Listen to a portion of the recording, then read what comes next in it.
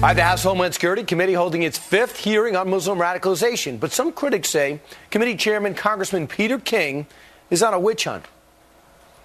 With due respect to the opinions of those who have testified before me, I have to point out that American Muslims across the country, joined by voices from multiple other faiths, have objected to these hearings as singling out one religious community for undue scrutiny. Right. Chairman of the House Homeland Security Committee, New York Congressman Peter King joins us. Congressman, are you on a witch hunt?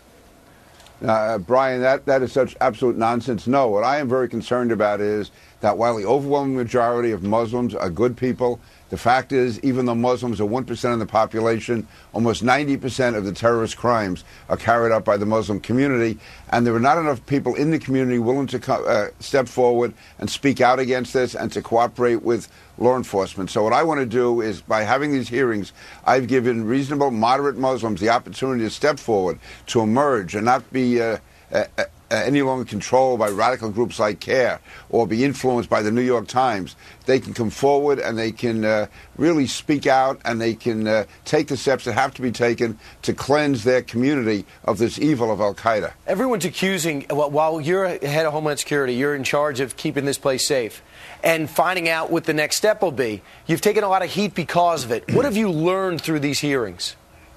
Brian, basically what I have learned is that there is a real threat to Homeland Security from within the Muslim community. And that's why it's so important, for instance, the NYPD focus on that community. That's why it's important that the FBI and law enforcement not give in to political correctness, but that they stay on this. It also showed me, though, that there are very moderate, responsible leaders. We had 3 of them testify before the committee yesterday. And if these hearings have done anything, it's given the opportunity to good, honest, hardworking Muslims to step forward and talk down the radicals in their community. Now let's talk about the alleged leaks that are coming out of the administration, and some of the information is now public knowledge and in things like David Sanger's book and the New York Times on a daily basis. What have you learned in looking at some of the information that's come out? One, I was shocked to see that David Axelrod's in some of these high-level meetings. I thought he's with the re-election campaign. Yeah, I don't see how that could be allowed. I mean, I can tell you that when you're involved in any of these type briefings, and I'm on the Intelligence Committee, the Homeland Security Committee, especially the Intelligence Committee, when you go to any type of meeting involving these issues, cell phones have to be left outside, you're sworn to absolute secrecy, and the thought that you would have, if it's true, a political advisor sitting in on these top-level meetings, deciding who's going to be killed, who's not going to be killed. And also, Brian, what struck me the most is that all of this information, and it's not just me, Dianne Feinstein, a prominent Democrat, obviously, she has said she's never seen such an avalanche of vital national security secrets being leaked. And they come obviously from people at the top of the administration, because no one else was at these meetings other than people close to the president, people in his own White House. And that's why if he said he's really against these leaks, there's no way at all they could have happened or continue to happen without him knowing about it.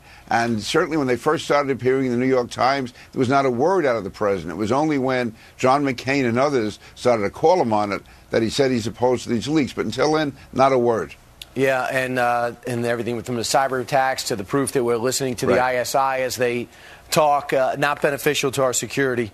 Congressman Peter King making the courageous move of holding these hearings and finding out information. Thanks so much for joining us this morning as Chairman of Homeland Security. You definitely have your hands full. Thank you, Brian. See you in Massapequa. Absolutely. Meanwhile, straight ahead, he's accused of